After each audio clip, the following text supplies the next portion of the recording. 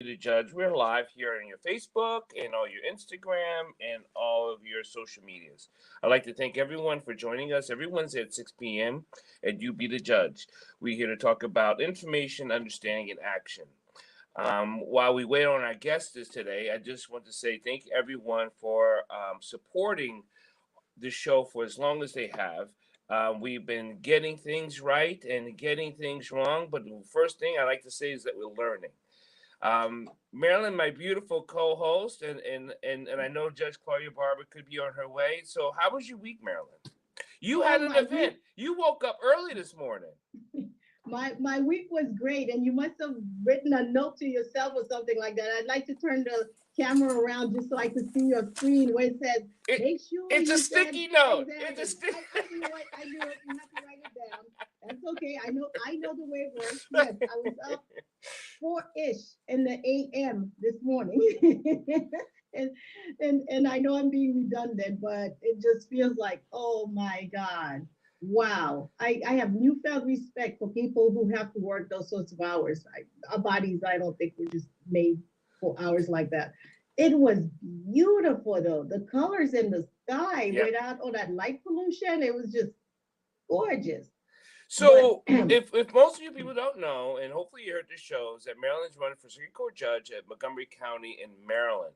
So, but the question is why were you up so early, and who were you visiting with and campaigning with? Well, I was up so early because I was canvassing at there's some people who take the bus really, really early to go to work. That's right. And so when they get home, they're not really interested in looking at literature and things like that. I'm not sure they're interested in looking at campaign literature that early in the morning either, but it was harder for them to say no because they knew how hard we were trying. And it was fun. We got to meet some really, really interesting people. It's always wonderful to go canvassing and shake hands with everyone out there. Everybody is just so interested. I really, really enjoy canvassing. I actually think as a community, I know you're running for Circuit Court Judge, and I know people do it for different issues, more often running for an election. But I actually think, and I taught door knocking for years, but I actually think people ought to go out and door knock just to build their own community within their community. So then they get to really understand and listen to their neighbors and maybe they can join a friendship or however. I think this is such an earth building thing to do that people don't do enough. I agree. Yeah, just especially nowadays with COVID, and I'm hoping we're in the back end of it. Did you hear the report saying that 60% of all Americans have had COVID and 75% of all American children have had COVID? And that they are probably, they've had it, which is kind of interesting because that means that a lot of people have had it and didn't even know they had it. So now, what do you think, Holly? Because you were shaking your head. So I just had this conversation. It's amazing how many people have had it and how sanguine people are now about it. Yeah, and I think the reason why they're so sanguine is because like, hey, we're out, we're looking at it in the rearview mirror now. Is the way a lot of people feel about it, and I hope so. I really, really hope so. Although there's some things I wish we could keep. I really love Zoom. I should have bought stocks in it. If we had known prior, right? And ever since the pandemic, I've only been to court in person 3 times.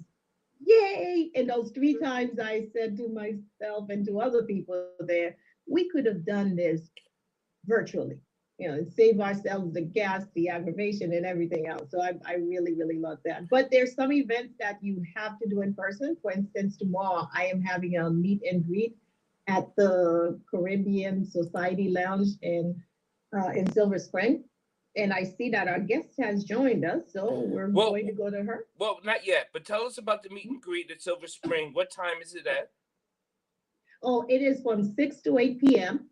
We're going to be discussing my campaign, why I'm running for judge, why it's important to know who's running for judge, and why people should vote for that and continue to vote for that, as opposed to what some legislatures are trying to do, which is take away people's rights to vote for circuit court judges who are not appointed, which to me is a voter disenfranchisement issue.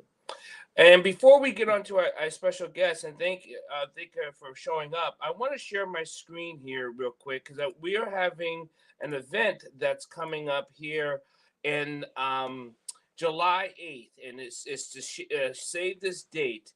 The Caucus of African American Leaders of Maryland are putting on an amazing event here at Morgan. And what's going to happen is that we're getting together, it's nonpartisan, but we're getting together to not just discuss the crisis in the Black community, but to put together a policy and a plan for the Black community. And we are inviting all leaders who are appointed, who sit in offices, anyone who has grassroots, come. Anyone who wants to be involved with anything from the Eastern Shore to the Western Shore. I know people who listen to this outside the states and outside the Maryland. If you want to be involved, you can contact me or just show up July 8th and 9th.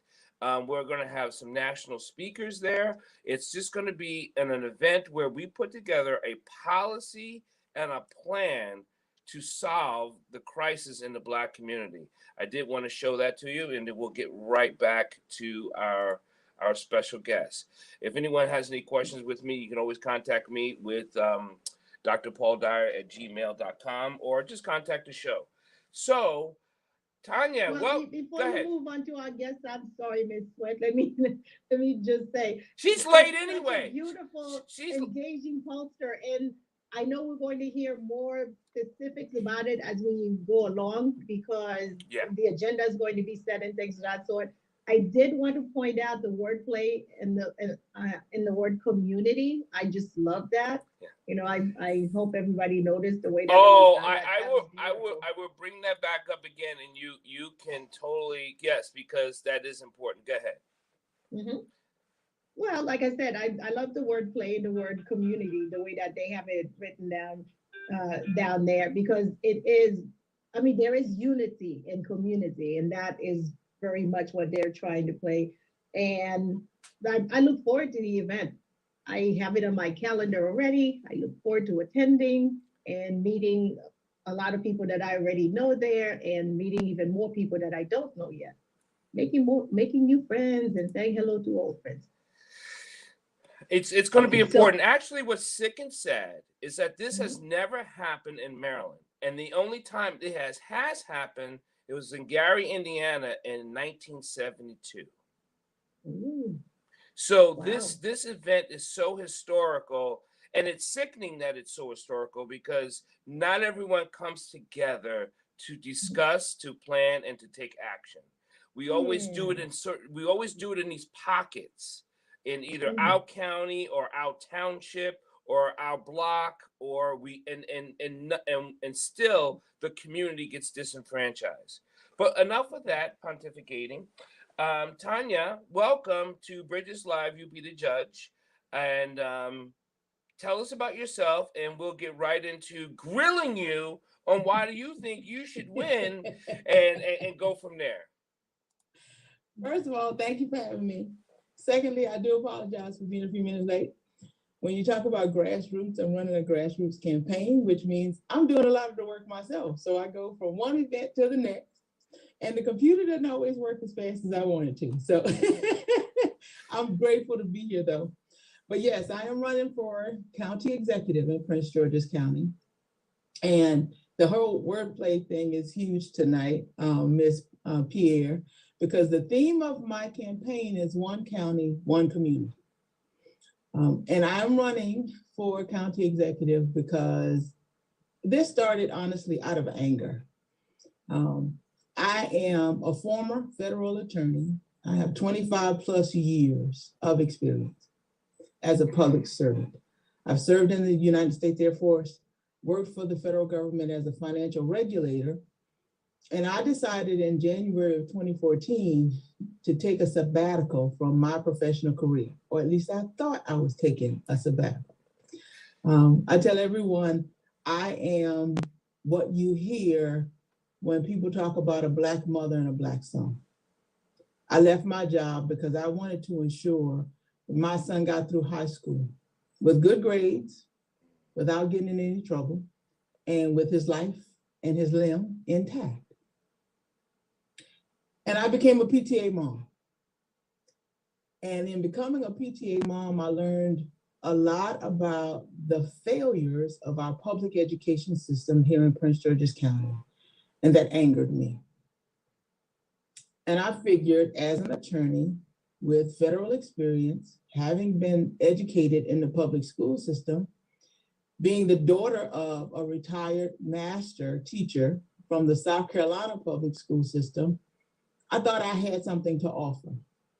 So I put on my advocacy hat, put on my community activist hat, started knocking on the doors of school board members, knocking on the doors of county council members, talking to even delegates and state senators in the General Assembly to do everything I could, I thought anyway, to make improvements in our public school system here in Prince George's County.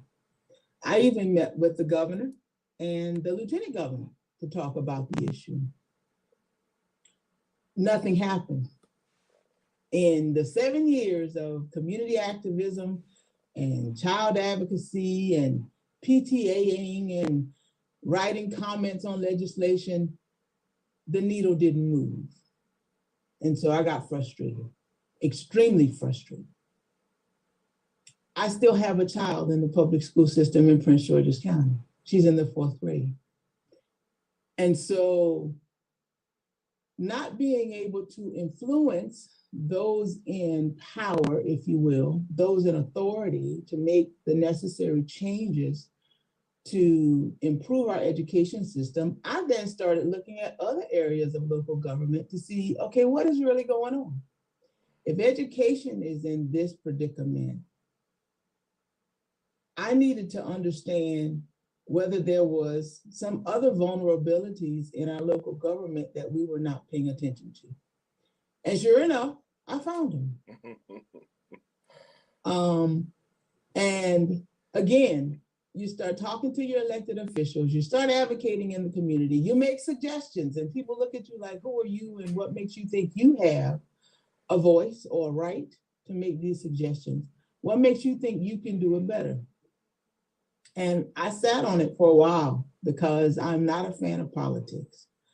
I worked practically my entire career behind the scenes supporting professional politicians, whether they were general officers in the United States military or elected officials in the federal government or appointed officials in the federal government. I was always working for politicians. So I know the game. I know how politics works. I know the horse trading that happens. I know the deals that are made. And I know those deals don't always benefit the people. I also know the money it takes to be successful in politics. And I know what people do, the deals they make to get the money. So I'm not a fan of politics. I didn't want to run for office. This was never on my bucket list. However, sitting in my house one day, venting to my husband about my adventure of the day, if you will, it hit me like a box of rocks. Why do you continue to ask people to do what you know how to do yourself? And what are you afraid of? What are you running from? What is the problem?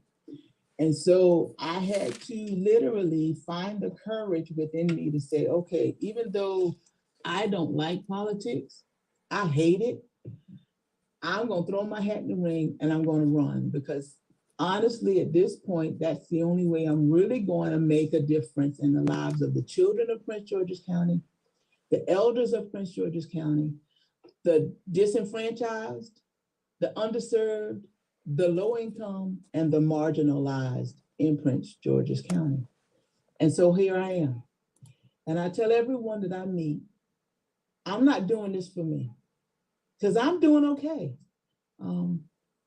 My husband and I can ride off into retirement and we won't have a care in the world. Even though we still have a 10-year-old, we got to get through school.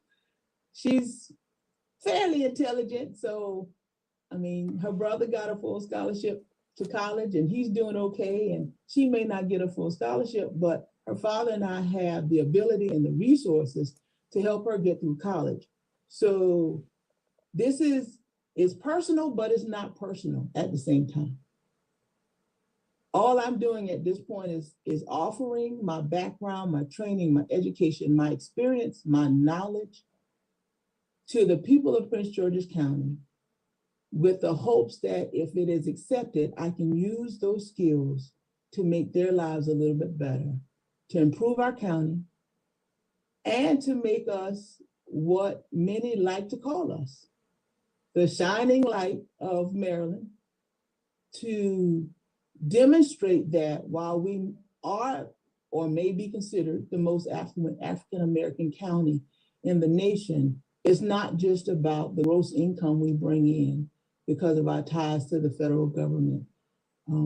We are affluent because we are a rich people, we are an intelligent people, and we can work together and be that example in the state and in the nation for what a diverse and minority ruled county can do if given a fair shot. Well, I tell you, Tanya, besides having horns blow and confetti come on down from after that long soliloquy of what you said, I am so troubled that you had to become angry. I'm saddened by that, but I get your sentiment. I get a lot of people's sentiment. For me, working in the community and grassroots, and I'm not going to hold it against you that you're a flipping Air Force, because I'm Army, and I and I know Maryland's Army too. So we will not hold that against you at all. Well, Paul, we already know that Army's #1 anyway. Yeah, So right. we could let Tanya have #2. That's okay. Y'all can't get anywhere without us, so stop the madness. Oh, we take Navy. We Navy. have been getting everywhere without you. We were here before you. We will be here after you. You And absolutely were. we let you do something. Right. You guys won't even let your uniforms get dirty. Somebody told me today, an Air Force person said, well, I didn't like my uniforms getting dirty. That's why I joined the Air Force. I was like, what? Oh, wow. But it's so true. She's like, I was in the Army, and the Army people, they're always getting dirty. That's true. Because they're out in the ground doing stuff. And so I changed to the Air Force because I wanted clean uniforms. But that says a lot about the Air Force. That's all I'm going to say. We tend to be the prima donnas of the Department of Defense. And we all have to know throughout all the armed forces, hands down, the best mess hall in the military is the Air Force. That's true. It's just true. Mm-hmm. Mm-hmm. So the other thing you said, Tanya, and you said you became an angry woman, and an angry Black woman, people are afraid of. When you start knocking on lieutenant governors' doors and you start knocking on people's doors and you realize there's things that there's not getting done and you uncovered something, would you like to talk about the one or two things you uncovered that was just like, what in the HE double hockey sticks is going on, and why has this not been taken care of? Is it because you found out that people are getting paid under the table? Because you kind of mentioned that on the slide. I'm not going to let that slip. And you also mentioned that people were not having a response, even though that we elect people because we hire them to do the work we cannot do. That's just plain and simple. And then when we try to reach out to them and they're not taking our phone calls, they're not responding to us, we should be angry. I agree. We as a community, as a people, as a nation should be angry. And because we get so angry, we either get apathetic or we get volatile. But what we don't normally do is get to action and get to work. So how would you like to respond to that? There's several questions in there. Several questions in there. So a couple of things. I'm originally from South Carolina. I don't know if you consider that a plus or minus. That's I'll South leave that to you. Kakalaki to us. Absolutely, South Kakalaki. And the interesting thing about being from South Carolina is, I tell people I grew up in the heart of Dixie. Okay, I grew up during Jim Crow. I was born in 1972, and so growing up in South Carolina with the Confederate flag over my head, yeah, I know what it's like to have to deal with the majority who are not exactly charitable when it comes to the social safety net. I get it. I tell people I grew up eating government cheese, and I thought Reagan was doing a great thing because he was giving us cheese. Little did I know it wasn't as great as I thought, but I didn't learn that until I got to the University of South Carolina.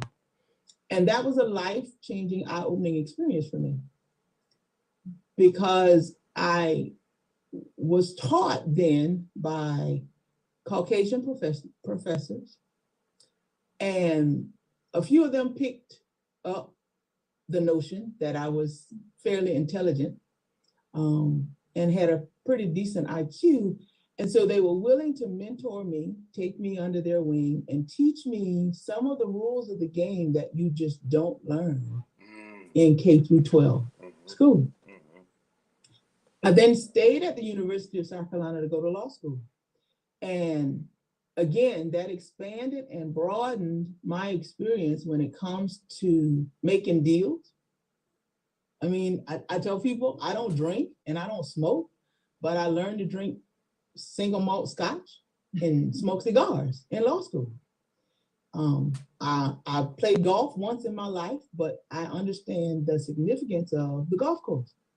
And so because I was able to make acquaintances in the right places, shall we say, I learned some rules that normally I don't think most African Americans would learn. I got exposed to stuff that normally we don't get exposed to. So when I got to Maryland, fast forward 20 some years later, I was surprised because Maryland is not as progressive as people want us to believe. Not even close. And I'll say this. Can we stop there for just one moment? Which one do you think is worse? Knowing that a place is not progressive, or thinking that it's progressive, but it's not as progressive as it is supposed to be? Thinking it is horrible, especially when you're thinking that you're progressive and you have a six-figure salary and you're driving a Mercedes-Benz or a BMW, or in these days a Tesla, and you're living in a $500,000 home and you think you're doing something. And that's what I ran into in Prince George's County. We have a very diverse population, and it's divided by the haves versus the have-nots more than it is by color. Prince George's County is 64.6% African American. We have a large population of Hispanics in our community. We do still have some Caucasian brothers and sisters who have lived here for a very long time. And we have a large population of Africans in our community, but the majority of us are African American. The dividing line is the Beltway, the Capital Beltway. And we talk about those who live inside the Beltway and those who live outside the Beltway. And it took me a minute to kind of figure that out. But once I figured it out, it was like, really? Is this what we're doing now? Is the Capital Beltway our new fence? You gotta be kidding me. Because what we failed to recognize is we all in the same boat. I'm a lawyer. I'm licensed in the District of Columbia, the state of South Carolina, and I got my license in the state of Maryland. And as I study the statutes in Maryland, as I study the case law, I very quickly recognized that the construction of our statutes in Maryland are not in favor of the people. Not at all. And so even those of us who think we're doing something, we don't even realize that the state is really not our friend. And I mean, could you give us examples? Right, because we've been talking about this on You Be the Judge for a very long time, and when people, by the time common folk get in front of statues and judges, they realize they're on such the back end of the boat that they're going to be pushed off, like the Atlantic slave trade is still going on, and it's crazy. Plenty of examples. One example, I was in a courtroom arguing a case in front of a trial judge, a circuit court, and I cited a Supreme Court case. The judge looked me square in my face and says, I don't like that case and I'm not going to follow it. But it's the supreme law of the land. What do you mean you're not going to follow it? And the little devil sitting on my shoulder is thinking, shit, excuse my French, I don't like this case either, but it's precedent. But I let him have it. And thank God we didn't have to appeal the case because it was overcome by events, and that kind of resolved everything for us. But I was shocked to hear a circuit court judge tell me that. And then I started getting clients I got referrals from the NAACP, which kind of tickled my fancy, if you will. And one of the cases that I'm working on now involves county employees who were injured on the job, and they've not been able to get their retirement. And so I've been studying the statute on state retirement. And one thing that's not extremely clear the way the statute is written, but in implementation is very clear. Once you leave government employment, if you don't claim your retirement within 5 years, you'll never get it. Wow. And I went, wait a minute, hold up, time out. You mean to tell me employees are investing their money, every paycheck, into a retirement system, and if you don't work the minimum years required to get the retirement and meet the age limit to get the regular retirement, God help you if you get injured on the job and need to file for disability. Because it's up to a retirement board as to whether you get that disability retirement. And if you don't get it within those first 5 years after your injury and you're removed from the roles as a working employee, you'll never get it. And we do know who makes up the retirement board. The same people who make up all the other boards. It's the same type of people who make up all the boards across Maryland, which is why Maryland hasn't cracked a circuit court judge. It's the same reason why it is insane what people don't know. And I'm talking good community has no idea how it hurts the people that's disenfranchised consistently. Every time we get to that point, it's like, what is going on? It's not a head scratcher. It makes us angry. Yes.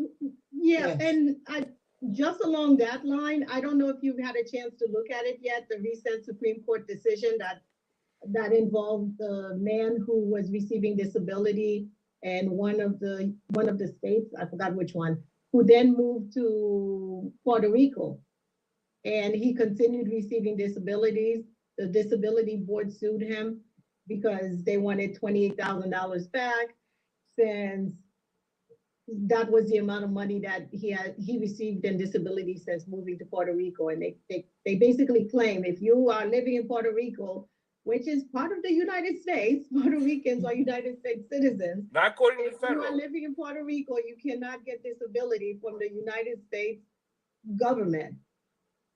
I mean, talk about disenfranchisement. Now we're disenfranchising American citizens who are living in Puerto Rico.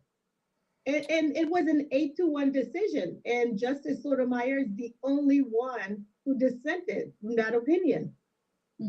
It's amazing what is going on there. I don't know if Will, you have a question, Will? Did you have your hand up? We do have our other co-host, Judge Claudia Barber. Welcome to You Be the Judge. I see you're at your sister's. Is that what's going on? I'm actually on her iPad. Okay. That's what it is. Because I ran in as fast as I could, rather than just run up some steps and get to my regular computer. So, Judge Barber, after, I know you came on a little bit, but hearing this, we've talked about this several times about what people don't know and how it hurts us. What do you want to say about that? Well, what I'm hearing, though, is that, what people don't know, they just don't know. And a lot of times the laws, you can also make the comparison with violations of the 14th Amendment, which happen every day. People are not, there's no equal protection under the laws. And I look at that and say, hey, well, then that's just words on paper. And to the extent that you have violations of the 14th Amendment, equal protection under the laws, it was designed, now watch this, the US Constitution, as it was written, yes, it's a constitutional amendment, but even slavery is prohibited under the Constitution. But see, the real catch is that there are no punitive measures that go with violations of the 14th Amendment. Correct. And see, that's a big issue, because that means that people can ad nauseum do whatever they want to, use the N word and discriminate in employment opportunities and hire who they want to, promote who they want to, in your face promotions. Oftentimes, it matters when there is rabid, is the best way I can call it, employment discrimination. And we hear it all the time in the legal redress matters we undertake in the NAACP, is that people will get hired with no rules. Mm-hmm. People get promoted with no rules. Mm-hmm. And, it's, connections, opportunity, and who you know. And the fact that they didn't meet the qualifications is put aside. There's a waiver done, something to that effect.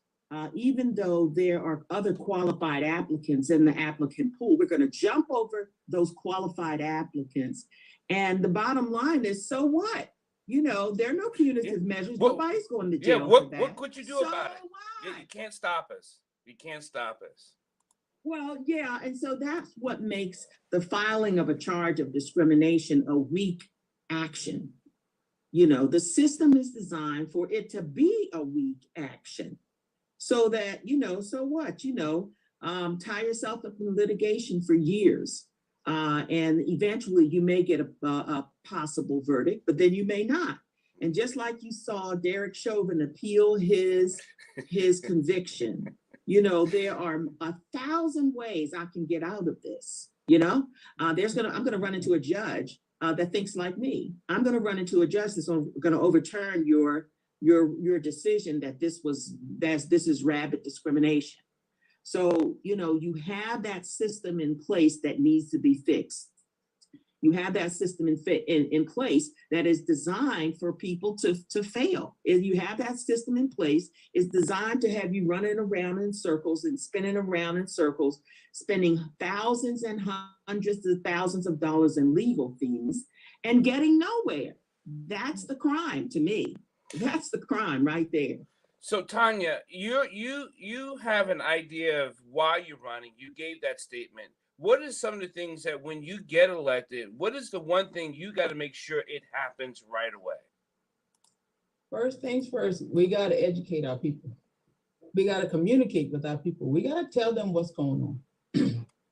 We got to fix our education system in Prince George's County. I tell people I'm a proud product of the public school system of this nation, and I've done quite well for myself. But it wasn't just about the education system itself. I recognize I had a lot of people who believed in me and invested in me. They invested themselves in me.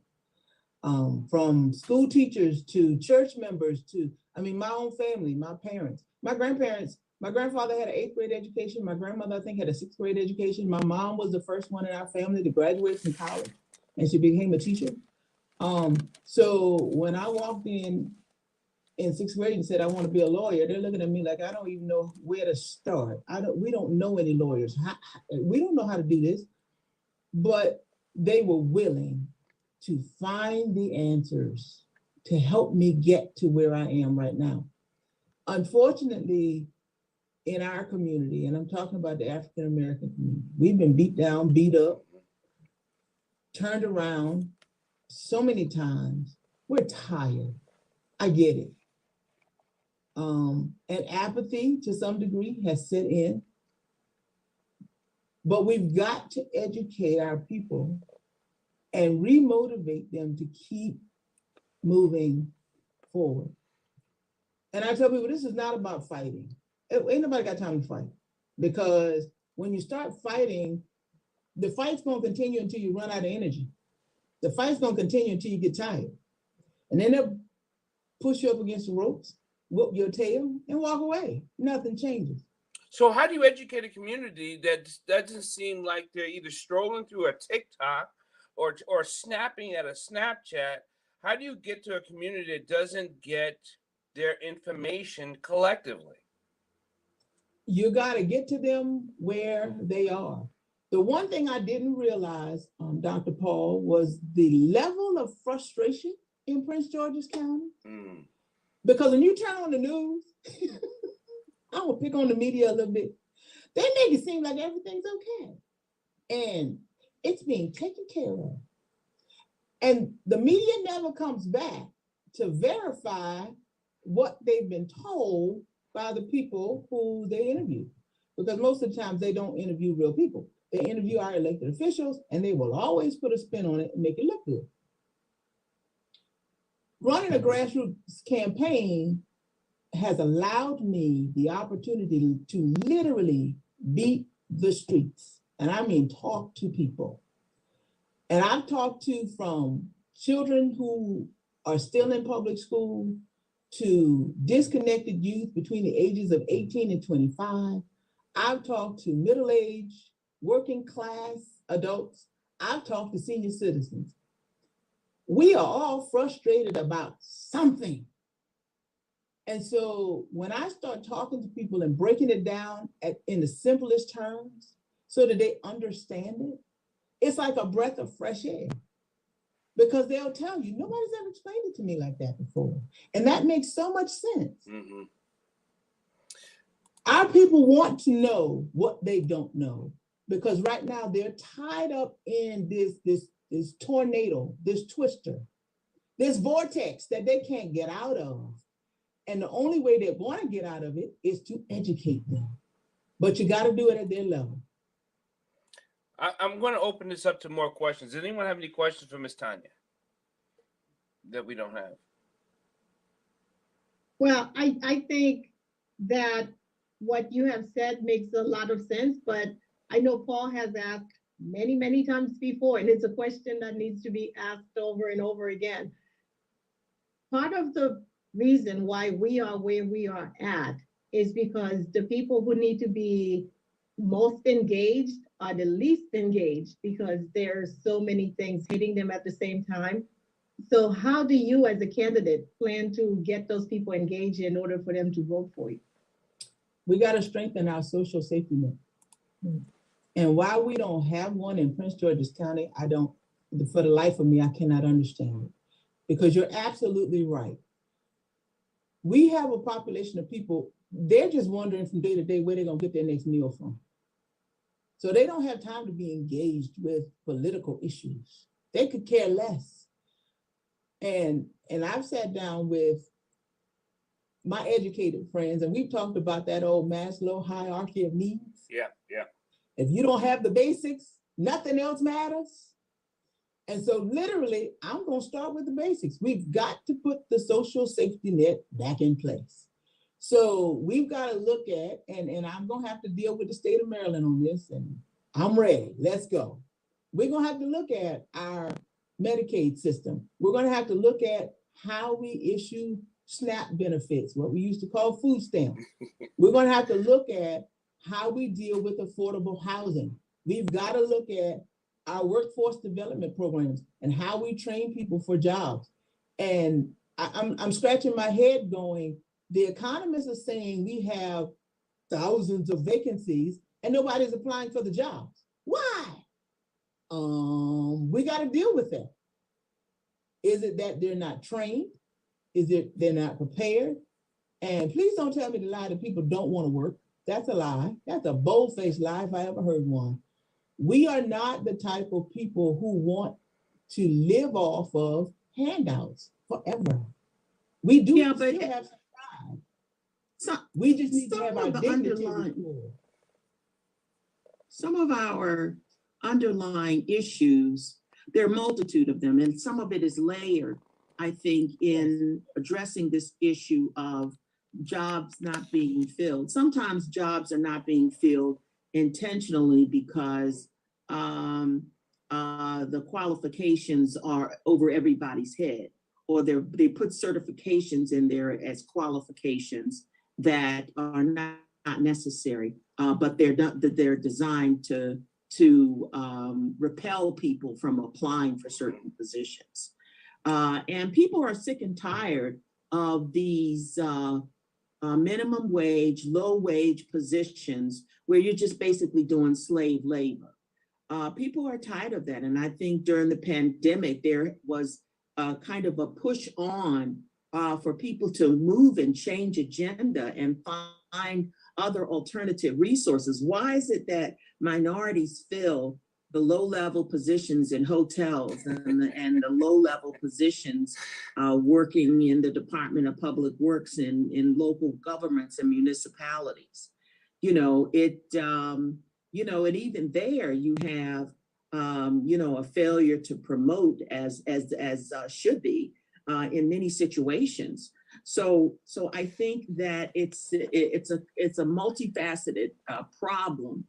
But some of this you blame on the workforce itself as not being attractive and not wanting to hire. There are a lot of people that are underemployed, and there are a lot of people that really do want to work, but they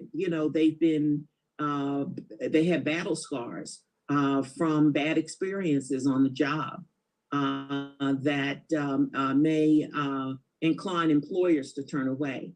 So then there's age discrimination. So, and as I said before, and many times before, just like the whole concept of redlining, don't tell me redlining doesn't exist, and don't tell me age discrimination doesn't exist. It does. And employers get by with it, just as they do all other forms of race discrimination. Correct. All of that exists. Having been a financial regulator for a long time in my career, it does exist. But I'm gonna push back on you on something, Judge Barber.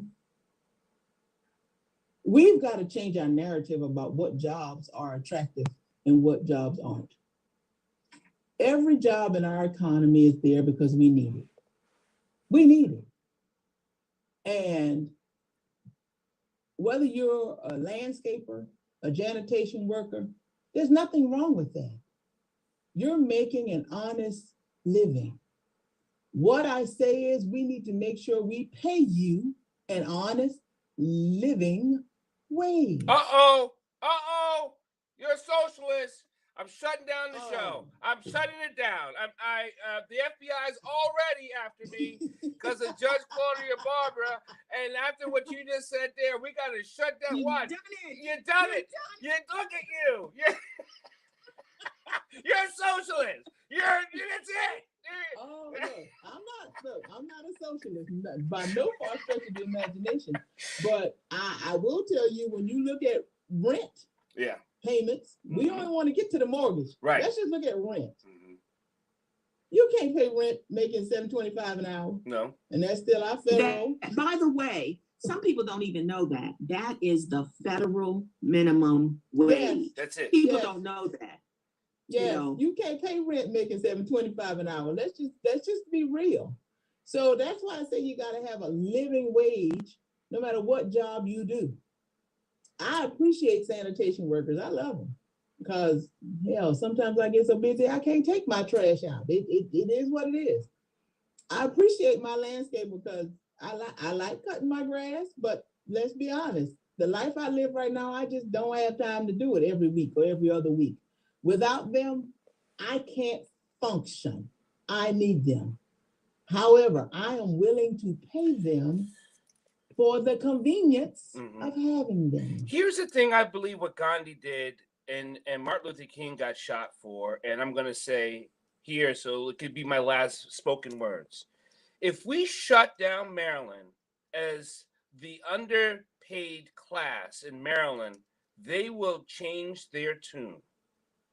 If we just stop working, all the people that's delivering, picking up, serving, cleaning, if we just stop for a couple days, probably for about one day, and they'd be like, okay, this has got to stop. Gandhi did it. He shut down all of India, right? Martin Luther King, when he started talking about it, in that bus strike, they were like, okay, you got to get these Negroes back on the bus because we cannot afford to run the company. I think if we did that as a collective of Maryland, they would change their payment understanding and all how they think about a living wage. That's just my thoughts. Well, you know, don't forget before Dr. King was assassinated, he was involved in a sanitation workers strike too. And that was all about ridiculous wages paid for sanitation workers. It could have been $1.25 or something ridiculous like that. And Memphis had no problem with that. So, that's just insane. I have a question because these are all great ideas. I think it was today I heard that Pharrell Williams decided that he was not going to have his big shindig in Virginia Beach. Virginia. Yeah, where he grew up. His cousin was maybe killed. even grew up in, but instead he's having it in DC. And the reason why he's doing that is because the police shot his cousin a little while ago, and so all that money that was going to go to Virginia Beach in terms of people attending the event, paying for hotels, paying for restaurants and other amenities is now going to go to DC. Now, I agree with what Paul says, and I love what Pharrell Williams is doing, but I don't understand why we cannot do that as a collective. Because Paul's right, if we did that as a collective, we would get the attention of the people who refuse to pay living wages. We would get the attention of the people who refuse to hold police officers accountable. Now, I myself, as a former officer in the military police, I know that there are tons and tons and tons of good police officers there. It's the ones who aren't being held accountable for their bad acts. That's the problem. Talk about, how do they say it? A bad apple spoiling the whole barrel. I don't, because lawyers do it all the time. I don't think lawyers have a problem saying that's a bad lawyer. Don't go to that lawyer, and letting everybody know that, this is what's happening. But for whatever reason in that profession, there seems to be a protection of the profession above all. And so if not only Pharrell Williams, but some other people would do that, it would be so much easier, I think, to get the attention of the people who we need to get the attention of. Well, I think that if we had a retired police officer come on as a guest, they will share with you, as they have in a lot of our other civil rights association meetings, that the real issue when it comes to the police force is the fact that their pretextual stops and their biased policing has everything to do with the fact that it's entrenched in their system to stop and harass Black motorists more than they do and arrest them for offenses that they don't do in the same quantity for whites. That is a culture thing, and it's ingrained in them to do this. And to the extent that you get them removed from the force, that's even another heavy lift. And see, that's where the lack of accountability comes into play when they're not removed from the force for their behavior. Now, we just sitting up here finding out today that the Minneapolis police they've come out with a conclusion, and after an investigation that Minneapolis police have biased over a period of a decade has race discrimination in their police force. Well, newsflash, a lot of the systems are that way. You're not telling us nothing new. This is nothing new. It might be entrenched now, but I don't believe that it has to be. And the reason for that is because, like I said, in the military police, you see something different. I know my commander in the Army, he was very, very specific. He said that we're not going to have any racism, we're not going to have any sexism, we're not going to have any of that stuff. And love it.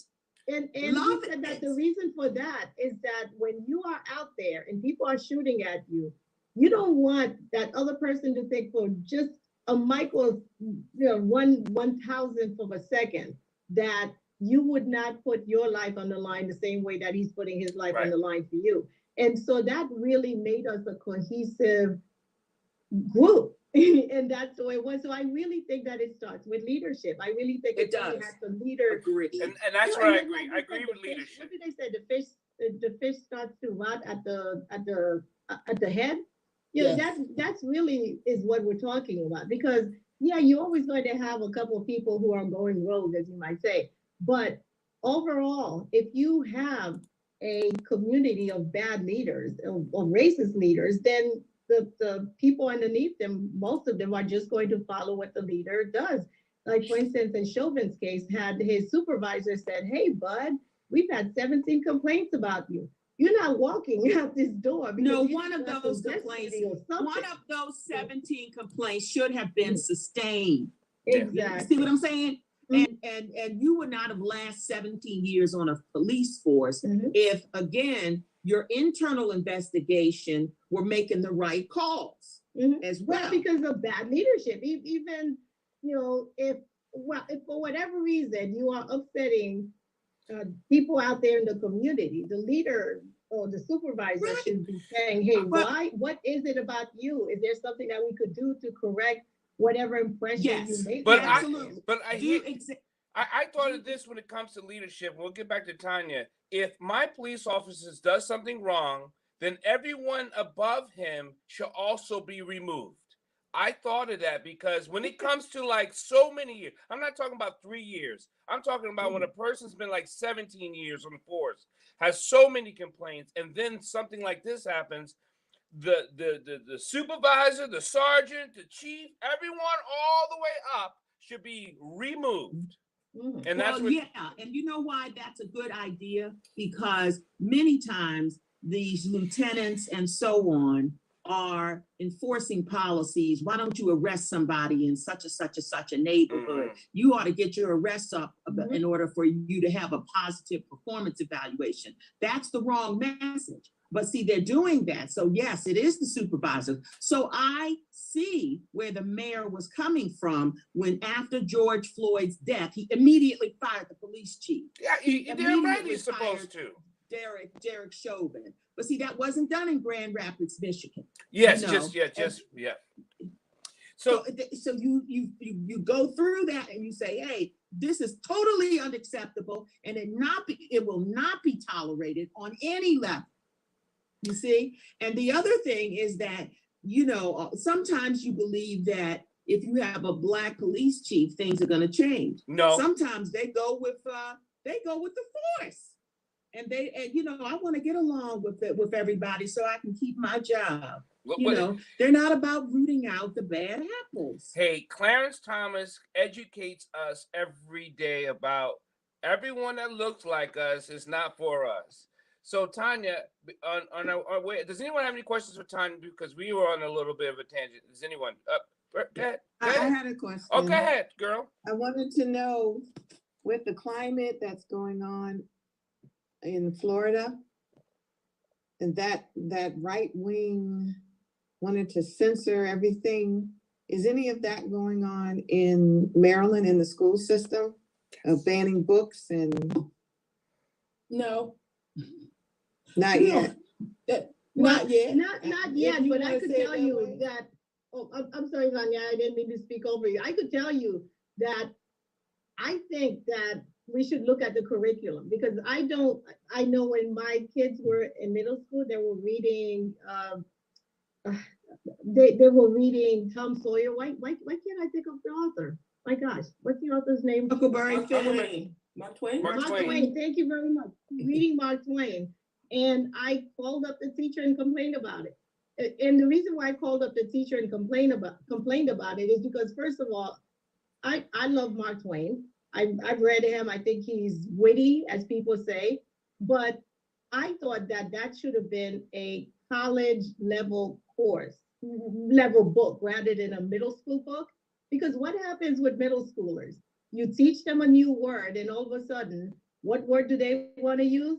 And so the teacher said to me, "Oh, no, they're not going to use that word. We told them not to." I'm like, what happens when you tell a middle schooler not to use a word?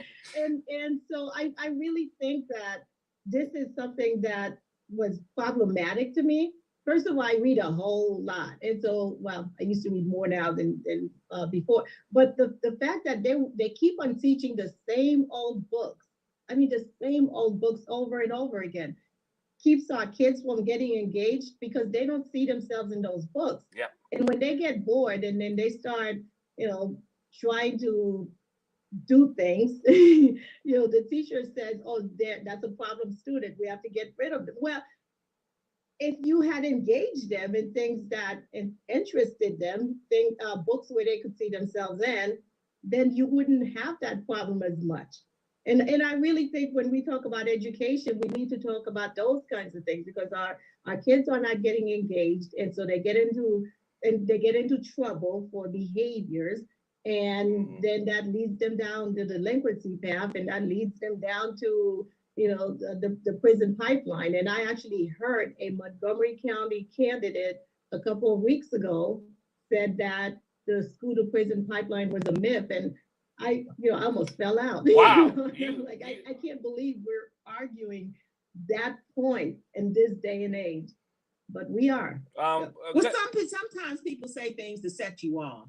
Well, Well, well, that sets me off. Bernadette. Yeah, hi. First, Ms. Sweat, thank you so much for your willingness to serve, and thanks for being on this call. And I heard from you that your priorities are strengthening the social safety net and educating the community. Could you give us more on your priorities? What would you say are your top 3 to 5 priorities? What I've done is I divided my priorities into 3 categories: children, community, and the last C is competence. Children, I tell people, is always obvious. We've got to train our children. People like to say they're our future. I tell you, they're our present. And if we don't prepare them now for the future, doesn't matter what happens in the future, because they're not going to be ready to deal with it. So we've got to deal with education. We've got to deal with our parks and recreation services. We've got to give our children an outlet. We've not been doing that well in Prince George's County. The second C, community, covers everything else that doesn't directly involve our children: our elders, our middle-class working families, our low-income working families. Transportation, because public transportation is lackluster at best in Prince George's County. We've got to deal with how we impose special assessments on people. We've got to deal with, everybody's fussing about the taxation in Prince George's County. We've got to educate our community on that, because there are some people who don't want the tax system to change, but they don't understand how it was put in place to begin with. And they don't understand that nasty word trim that was put in place back in the 70s really ties our hands on what we can do in the county. So we've got to address how we tax our citizens when it comes to real property taxes.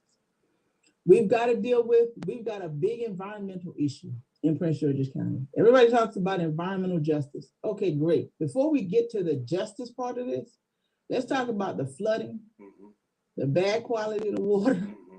Let's talk about the toxic waste dumps that the county has allowed, because we've given companies 10 to 15-year permits to dump in the county. So we've got to deal with those issues.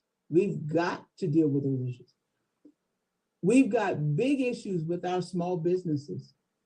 Small businesses are frustrated because they can't even, not to mention a 10% set aside, they can't even get on the list for contracting.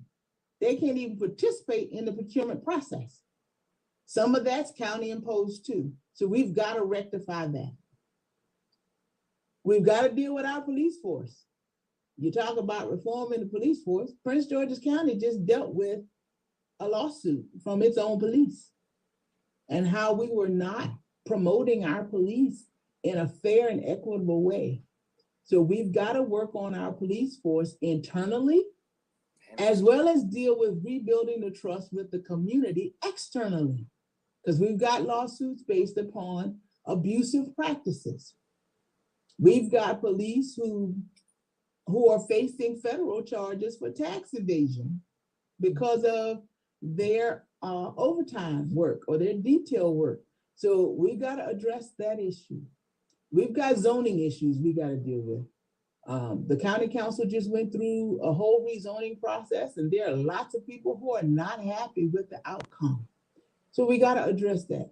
We've got overdevelopment in the county. It was not smartly planned at all. And because we've allowed rapid development, rapid building of residential homes, we did not consider the infrastructure that was going to take to support the invited into our community. Well, isn't that that part of the developers or in the pockets of some of the politicians that are funding some of these elections? Say that the wrong. You said that the wrong way. Flip that. Flip that, please. Is that because some of the politicians are in the pockets of the developers, and this is why? Absolutely, absolutely. In Prince George's County, our county council, for reasons I don't quite yet understand, exempted developers from the state-imposed premium when they build on raw land. Our county council voted that they wouldn't have to pay that money. So guess what? Now we don't have the money to build schools. We don't have the money to pave roads. We don't have the money to do sidewalks. And then our crazy county came up with the scheme of imposing special assessments on these communities because they're going to benefit from it. What? You tax the people, but you don't tax the developers who are making the money and Who are making the money. taking the wealth of the people out of the county, because the developers who are here are not from Prince George's County. Let's just call it like it is. So our local government. I bet you they're from Montgomery County. There's a few from Montgomery. They're also from Virginia and a few other places, yes. But our local government is facilitating the transfer of our people's wealth to others. We got to deal with that. So all that falls in that C category, community, because that's huge. It's a lot. And then I say competence. And I knew when I picked that word, that was going to be a double-edged sword because people get offended. But what I need our people to understand is we're governing ourselves in Prince George's County out of ignorance. Another heavy word, I know. And I don't say that to offend or insult anybody. Our local officials are governing from what they don't know. And because they don't know the rules of the game, they get sold a bill of goods, they get hoodwinked, conned, bamboozled, and run amok, and the people suffer. And the politicians in the county don't understand it because, yes, they are in the pockets of the developers. When you look at their campaign finance statements, who's giving them the money? Where's it coming from? Developers. And I tell people that the benefit, if you will, of being a lawyer is I know how to do research. I don't care what name you put on that damn campaign finance statement. I know how to do the research to tie you to who you really belong to. And so, yes, I take the time to do the research to find out where the money is coming from. And so special interest right now is governing Prince George's County. And special interest doesn't give a hooty flute about the people who live here. And that's got to change. And because that has gone on for so long, and the people don't feel like they're ever going to see change. They've lost hope. They've become apathetic. They stopped going to the polls. So when you look at the data of who's voting in Prince George's County, the minority is ruling the county because the majority doesn't even show up. And I'm now explaining to our people that when it comes to elections, your silence is consent. And when you think your one vote doesn't make a difference, let me tell you, it does. Because even when you don't get your chosen candidate in office, the candidate who wins takes note of how many people voted against them. And so you need to make your voice heard, even if you're voting against somebody you don't like. We have to stop withholding our vote. We have to stop not showing up on election day. We have to vote to make our voices heard, no matter the outcome. And so that's my competence, educating my people so that they know what they don't know, and then we educate them on that so that they can do better. Well, I'll tell you, I'll be sending over my protection team to your house tonight so they can surround your building to make sure that you make it to the election day, because I'm not sure. But all jokes aside, the sadness is that this is true, that there's a lot of violent people out there who will don't disagree with you, but know that you're so right that they can't, that your voice cannot be heard. So thank everyone for listening to You Be the Judge. We won't keep everyone too long. We can stay on and have a fireside chat.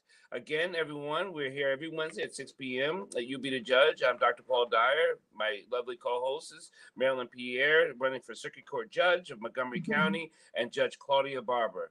Thank everyone, and everyone have a pleasant and beautiful night. Thank you.